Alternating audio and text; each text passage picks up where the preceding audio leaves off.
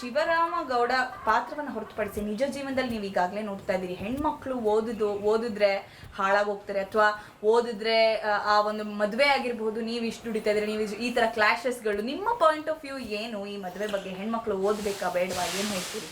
ಇಲ್ಲ, ಖಂಡಿತವಾಗ್ಲೂ ಇಲ್ಲಿ ಶಿವರಾಮೇಗೌಡ ಆಗಿ ನಾನೇನೋ ಅಲ್ಲಿ ಮದುವೆ ಬೇಡ ಅಂತ, ಅಂದರೆ ಮದುವೆ ಮಾಡೋಣ ಅಂತ ಹೇಳ್ತಾ ಇರೋದು ಆ ಚಿಕ್ಕ ವಯಸ್ಸಿಗೆ. ನಿಜ ಜೀವನದಲ್ಲಿ ನಾನು ಮುನಿ ಆದರೆ ಅದು ತಪ್ಪು. ಯಾಕೆಂದರೆ ಬಾಲ್ಯ ವಿವಾಹ ಯಾರಿಗೂ ಮಾಡಬಾರ್ದು. ಅವ್ರಿಗೆ ಒಂದು 18 ತುಂಬಬೇಕು, ಅದು ಅವ್ರು ಇಷ್ಟಪಡಬೇಕು. 18 ತುಂಬಿದೆ ಅಂದ್ಬಿಟ್ಟು ಮಾಡೋದಲ್ಲ, ಅವ್ರಿಗೂ ಇಷ್ಟ ಇರಬೇಕು. ಆ ಇಷ್ಟಪಟ್ಟವ್ರ ಜೊತೆ ಮದುವೆ ಮಾಡೋದು ಒಳ್ಳೆಯದು ಅಂತ ನನ್ನ ಅನಿಸಿಕೆ. ಹಾಗೆ ಆಗಬೇಕು, ಎಲ್ಲರೂ ಹಾಗೆ ನಡ್ಕೊಳ್ಬೇಕು.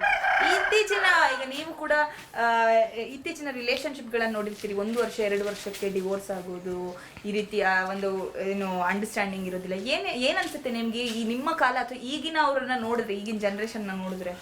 ಎಲ್ಲೋ ಇದು ಕಾಲ ಯಾವುದು ಇದಲ್ಲ. ಇಲ್ಲಿ ಒಂಥರ ಎಲ್ಲ ಕೇಳಿದ ತಕ್ಷಣ ಎಲ್ಲ ಸಿಗ್ತಾ ಇದೆಯಲ್ಲ. ಹಾಗೆ ಆಮೇಲೆ ಇಬ್ಬರು ದುಡಿತಾರೆ, ಇಬ್ಬರು ದುಡಿಯೋದೇ ಎಲ್ಲೋ ಸಮಸ್ಯೆ ಆಗ್ತಾಯಿದೆ ಅಂತ ನನ್ನ ಅನಿಸಿಕೆ. ತಪ್ಪಲ್ಲ, ಇಬ್ಬರು ದುಡಿಬೇಕು, ದುಡಿಲಿ, ಅದು ತಪ್ಪು ಅಂತ ನಾನು ಹೇಳ್ತಾ ಇಲ್ಲ.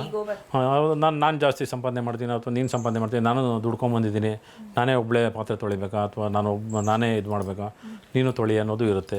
ಈ ಗಂಡಸ್ರಿಗೆ ಏನಪ್ಪ ಅಂದರೆ, ನಾನು ಪಾತ್ರೆ ನಾನೇನೇ ತೊಳೆಯೋದು, ಅಡುಗೆ ಮಾಡೇ, ಊಟ ಮಾಡೇ, ಇದು ಮಾಡಿಸೆ ಅಂತದ್ದು ಇರುತ್ತೆ ಕೆಲವ್ರದ್ದು.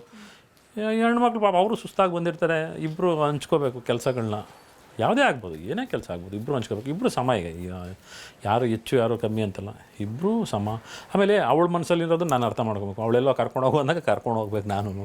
ನಾನು ಎಲ್ಲ ಕೇಳಿದಾಗ ಅವಳು ನನ್ನ ಜೊತೆ ಬರಬೇಕು. ಆಮೇಲೆ ಇಲ್ಲಿ ಯಾರು ಕಿತ್ತಾಟದ್ದಲ್ಲ.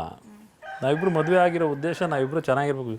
ನಾವು ಸಾಯೋ ತನಕ ಜೊತೇಲಿರ್ಬೇಕಾಗಿರೋರು. ನಾವು ಏನೋ 1 ವರ್ಷ 6 ತಿಂಗಳಲ್ಲಿ ಬಿಟ್ಟು ಹೋಗೋಕ್ಕೆ ಯಾಕೆ ಪಾಪ ತಂದೆ ತಾಯಿಲು ಕೈಲೂ ಅಷ್ಟೊಂದು ಲಕ್ಷಾಂತರ ರೂಪಾಯಿ ಖರ್ಚು ಮಾಡಿಸಿ ಮದುವೆ ಮಾಡ್ಕೊಳ್ಳೋದು.